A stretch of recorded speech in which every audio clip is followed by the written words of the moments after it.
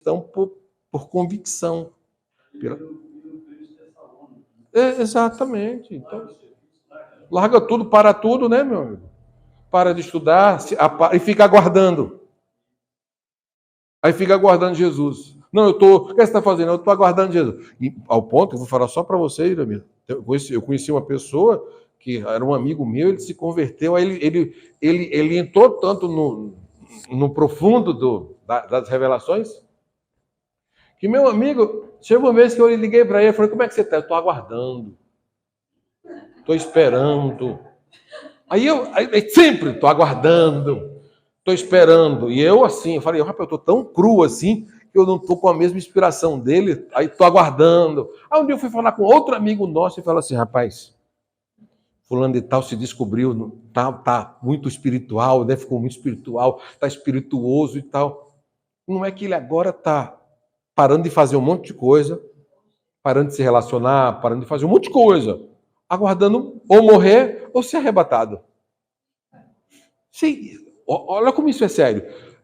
Nós não fomos salvos para isso. Nós temos que ser salvos. Um dos motivos é pregar o evangelho aqui. Enquanto estamos vivos, temos que pregar em vida.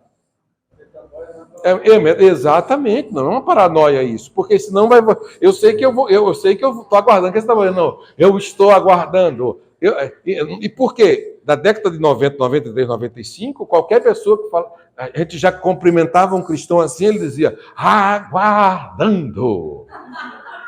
a manifestação da glória e do nosso grande Deus e Salvador, Cristo Jesus. O que é que você está fazendo, irmã Cris? Aguardando. Nós estamos aguardando, porque a igreja primitiva pregava como se Cristo tivesse morrido ontem. A igreja primitiva é como, Cristo morreu ontem, ressuscitou hoje e vai voltar amanhã. Então a ideia de parar tudo, de viver tudo e tal, e viver o presente agora e morrer é lucro, então é muito presente. E se, irmãos, eu vou falar uma coisa para você. Vocês aqui que são meus alunos estão me ouvindo. Pregue essas mensagens de volta para você ver se a gente faz a mesma coisa. Porque esses dias me perguntaram, como professor, eu respondi com muita educação, sempre dentro de uma ética, porque eu sei o meu quadrado e o quadrado de cada um, entendeu?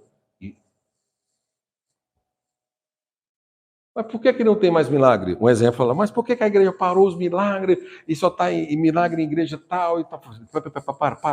Para. Aí acontece na igreja o que a igreja crê.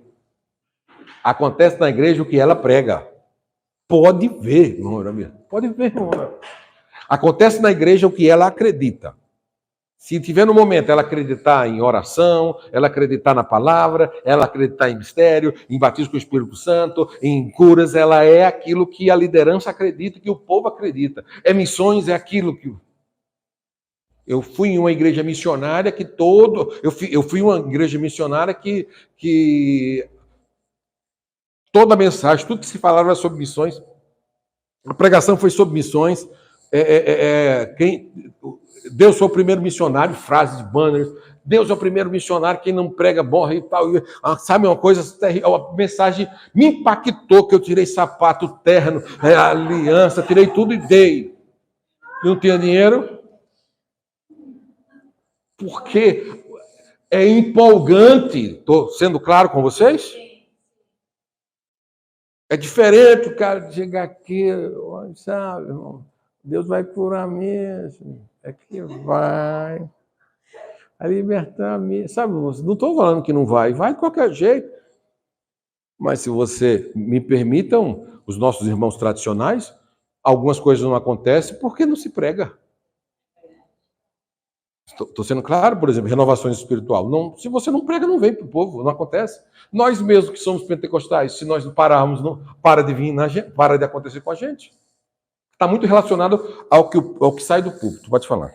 E o povo hoje está muito incrédulo nessa questão. A gente está vivendo uma experiência nova, porque assim, eu cresci no pentecostal, então eu sou pentecostal raiz. Né? Sim. Então eu acredito no dons espirituais, acredito que Deus ainda fala.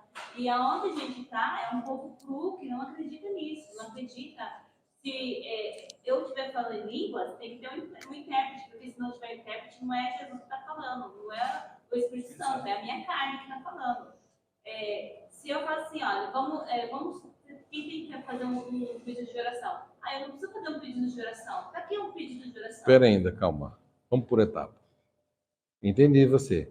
Biblicamente, a questão do falar em línguas na igreja precisa de um intérprete quando é profecia. Agora, eu falar sozinho não preciso de... É para mim, as línguas estranhas é uma edificação pessoal. Quanto mais eu falar, melhor para mim. Então, eu não tenho que falar só na igreja. Tenho que falar na igreja, na escola, no carro, na condução, no trabalho, em qualquer lugar que eu sentir vontade de falar línguas estranhas. Aqui, por exemplo, eu estou dando aula. Se eu sentir vontade, eu vou falar um exemplo, entendeu? Eu vou me segurar por uma questão de ética, que não é um culto avivado, mas, por exemplo... Segunda-feira mesmo, entramos num assunto lá que o pessoal não segurou, eu fui segurando aqui, um exemplo, e eles falaram lá e eu falei daqui, mas numa coisa que acontece. Mas eu, como pentecostal raiz, e como sempre tem um no meio, eu tenho que entender a questão da ordem e disciplina litúrgica no culto. É uma coisa que tem que ser colocada. Agora, para que não haja bagunça, Paulo ensinou muito bem sobre isso daí, sobre a questão de todo mundo profetizar, estar aqui falando, e todo mundo se levantando e tal. Então ele falou, para que haja ordem no culto, disciplina no culto, uns profetizem, e ele ainda falou pior, não é que é pior, né? Falou assim, os outros julguem. Como é? Entendeu? Então não é só isso. Então, assim, tratando dentro de uma questão de litúrgica, então, se eu me levantar para profetizar para a igreja alguma coisa, a igreja tem a autonomia de julgar se é de Deus ou se não é de Deus. Um exemplo, entendeu? Agora, quando é só para mim, eu estou aqui só... O problema é que nós somos escandalizados. É que nós brasileiros... Não, calma, não põe as palavras na minha boca, não. É que nós somos espalhafateiros. Olha a palavra que eu estou falando. Estou falando generalizando. Nós somos espalhafateiros, nós somos brasileiros, é uma mistura tropicalhente. Nós somos quentes, nós explodimos para fora, explodimos para dentro. Cada um de nós aqui tem um tipo de emoção, de sensação, de manifestação quando recebe. Como é que eu vou saber se é Deus ou não é? Eu tenho que fazer um curso de interpretação para saber se é Deus, se é um demônio, se não é. Não isso. Mas a gente nós vivemos uma época difícil, irmão. Mas nada que não venha a ser quebrado com um bom ensino, sabe? Com a palavra. Tem que ser ensinado. Tá? Agora, algumas coisas que são muito litúrgicas, que você é preso numa liturgia, por exemplo, eu sou numa época que tinha um sininho. Qualquer criança que tivesse um barulho, campainha, que chato só isso, né? Mas qual é o problema? O problema eu acho o seguinte, o povo tem que ter educação. Imagina, vamos parar, mas na realidade começou porque, principalmente no Brasil, porque era muito avivamento. Muito. Quando começava, então, cair uma onda de avivamento, o pessoal não conseguia parar. Então, só o sino. Plim, plim, plim, para a pessoa estar ali, aí ia. Cada um ia deixando aos poucos. Aí ia parando, você ia sentando, ia parando aos poucos para poder terminar o culto. Aí, às vezes, terminava o culto, deixava os irmãos, e quem que ficasse lá, ficava até meia-noite, 1h da noite, 1h da manhã, não tinha isso. Ficavam lá, viravam à noite. Mas já assinavam, dizendo assim, terminando o culto, o horário terminou. Mas aí isso aí depois virou uma liturgia de ordem. Entendeu? Que hoje já saiu, né? E hoje tem toda a estrutura de microfone, estrutura de som para falar e dizer assim, terminamos o culto, amém. Como de vez em quando você termina o culto e o poder de Deus continua, mas a questão de ordem, disciplina, ética, moral, tem que manter. Porque Jesus, ele é indisciplinado. O Espírito Santo é indisciplinado? Deus é indisciplinado? Então, se eu sou servo dele, por que eu tenho que ser? Pode falar. Continuar. Não, e o que ela comentou também, questão de vamos supor, traga o seu pedido de oração. Sim.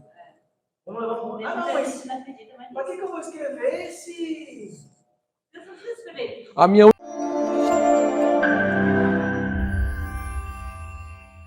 Você que quer aprender a palavra de Deus nesse momento que nós estamos vivendo, então nós temos um curso especial para você, um curso avançado para você estudar. Você que deseja mais informações ou estudar teologia comigo, que vai te direcionar para o nosso site Teologia ao Alcance de Todos, que é esse aqui, que está aqui, vai te direcionar para esse site aqui. Aqui você vai entrar na plataforma Central do Aluno. Na Central do Aluno, quero poder ajudar você a entender mais a palavra de Deus. Muito obrigado, Deus te abençoe e te espero lá. Mais informações, acesse já teologiaalcancetodos.com.br. CETAT, Seminário de Teologia ao Alcance de Todos, transformando pessoas simples em extraordinárias. Espero você.